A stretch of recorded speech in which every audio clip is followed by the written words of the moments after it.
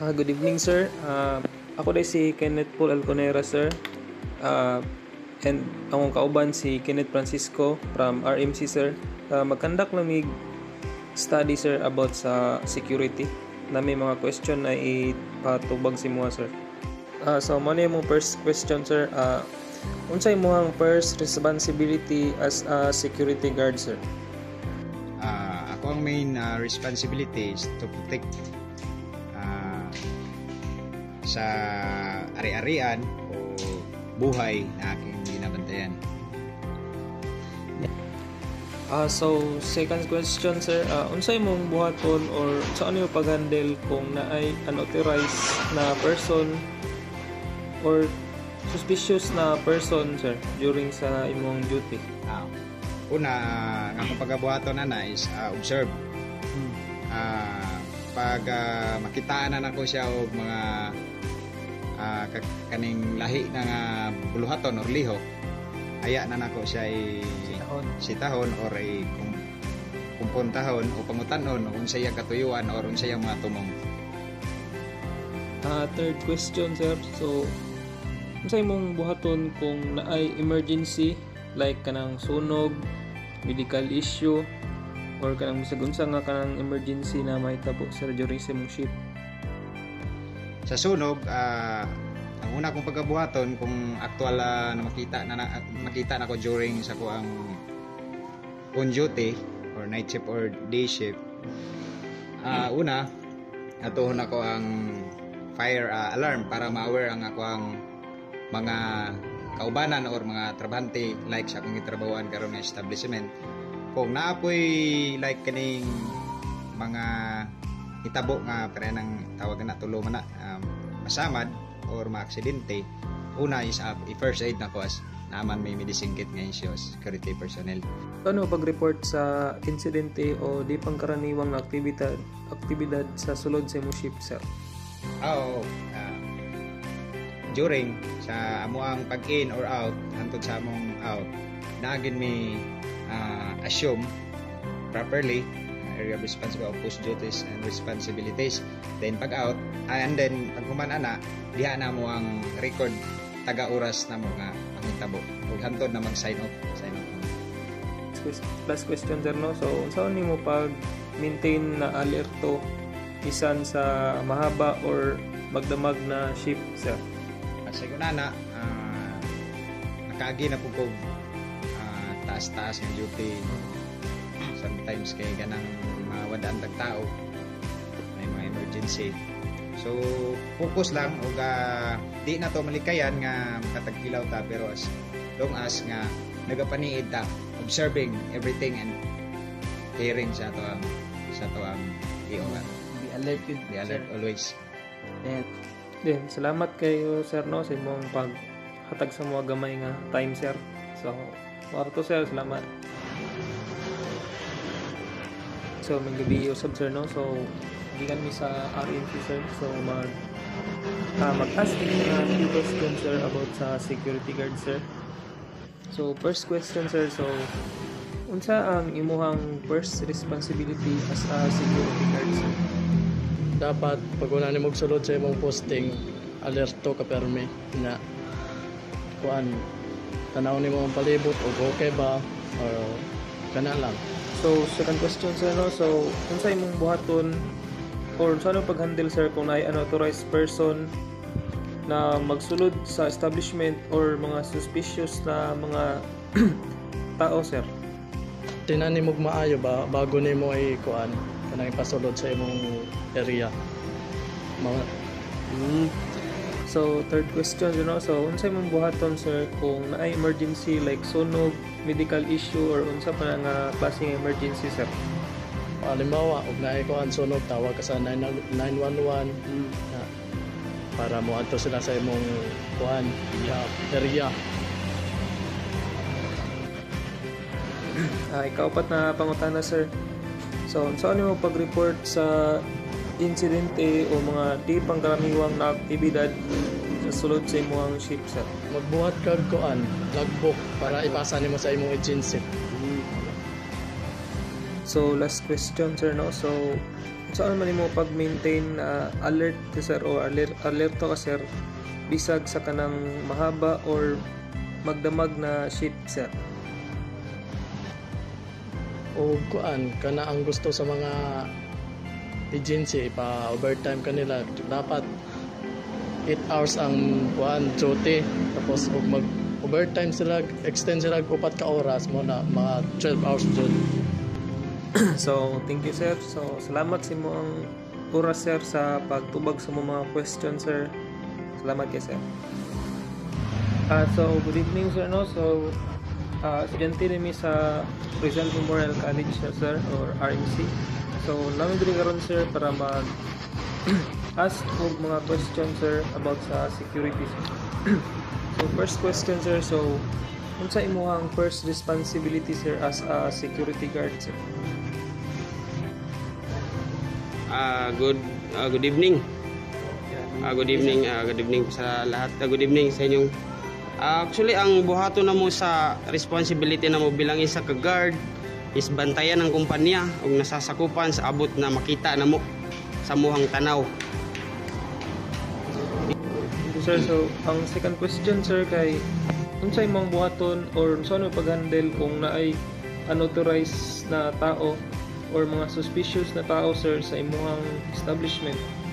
Hindi sa amuhang protocol about sa company or sa security agency kay especially sa firearms bawal may magpasulod og mga mag-alert po ta permente sa bombing kay delikado ang ato ang area ana og naay mga something nga nahitabo sa area automatic na magbuhat ta og IR or spot report. Sir, thank you sir. So third question sir, so unsa imong buhaton sir kung pananglitan during sa imong shift kay emergency like sunog, medical issue or unsa pa nga klase nga mga emergency sir? Buhaton na to magpanaog ta og mga tao o i-time na to ang tanaw na to ang zone kay naman tay fire alarm naman tay mga zone to zone 1 or zone 2 i-check na to na daan kung asa ba ang nahitabo kung bago ta magpagawas og mga tao og bantayan pud nato ang asa dapit mo agi ang mga tao para sure nga safety sila. Salamat sir. So ikaapat na question sir, so unsaon nimo pag-report sir sa mga insidente o mga di pangkaraniwang aktibidad na nahitabo sulod sa imong shift sir? Naami ginatawag nga logbook. Magbuhat mi ang naglagbok time to time. Every 1 hour magbuhat mi og report para naami basihan na naay insidente o nahitabo sa nga nga time. Para details yun sir. Last Sir, so last question sir kay saan nimo pag-maintain sa imong sarili sir na maging alerto bisag ka ng dugay or buntagay imong shift sir? Kung naay naghatag ang agency og overnight or ang atohang kauban magka-emergency sila na nay mga problema, pwede ta mag-overnight, pwede po ta mag-overtime kay depende man gud sa time na ay 12 hours, na ay 14 hours og napoy 8 hours pero ang atong minimum 8 hours lang gyud dapat. Pero kung naay mga importante kayong lakaw, pwede ta mag-overnight para sa atong mga kauban ko. So salamat kayo sa imong mga tubag sir no. Salamat sa kuan sa mong interview sir, pag-participate sir. Salamat kayo sir. So good evening sir no. So gikan mi sa RMC sir, so Rizal Memorial College sir. Ako si Kenneth sir. Then nanami gamay mga question sir about sa security sir. So first question sir kay unsa imong first responsibility sir as a security guard? Ang imong hagyang kuan responsibility dia imong area, imong post, ang safety ba ana pareha ni nami sa bangko. Ang number 1 dyan imong bantayan kaya mo sulod. Primero mo greet ka, natural naman mo greet ka. Good morning ana. Tanaw na nimo kung kuan suspicious pa ang tao, mailan naman nimo sa ilahang lihok. Ya, sa dugay nimo sa bangko, mailan na po nimo mga kliyente nga tagasulod. Kailan na ka madugay. Sa ito pa, pagkabalo na juga kung sa'yo mga kuwan. Thank you, sir. So, ang answer no, so second question, sir, kay kung sa imong buhaton or saan mo pag-handle, sir, kung puntahay na unauthorized na pagsulod or mga suspicious na tao, sir, sa sulod sa establishment. Siyempre, obserbahan sa nimo kung nakay kuwan, dili man puga pwede pod nga diretso ng pagkagkuhan nga abi kay nagtanaw-tanaw like tinanawan o dili signig sulod pod. Lain sila mga movement sa sulod, kabalo na may ana kung sa mga kung sa dapat buhaton. Kaya mga tailor diha naman po na kanya-kanyang mga kanang push button nga automatic mo kuan sa kontak ng pulis. Ana. Isa po na.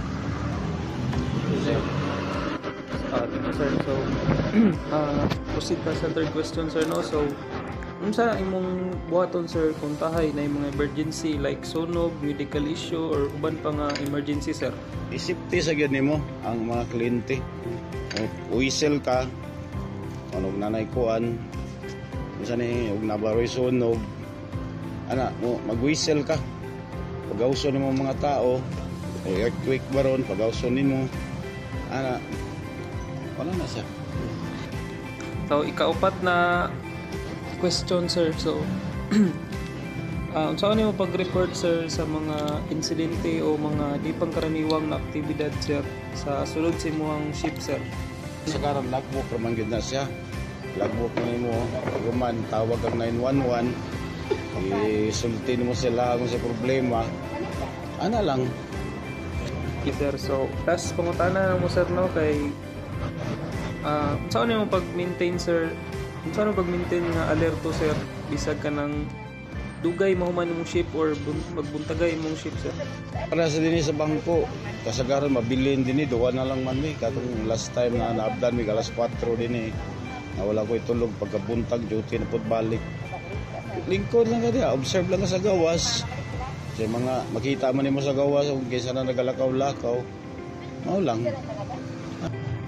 So, mao to, sir, no? So, salamat kayo sa pagkonserba sa pagtubag sa mga question, sir, o sa pag-participate sa mo ang concert sa mong conduct na interview, sir.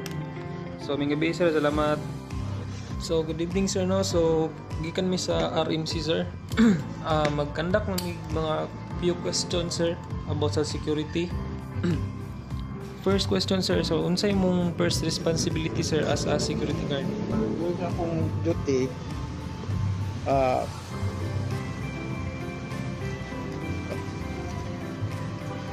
to conduct inspection around the surroundings, around the hotel,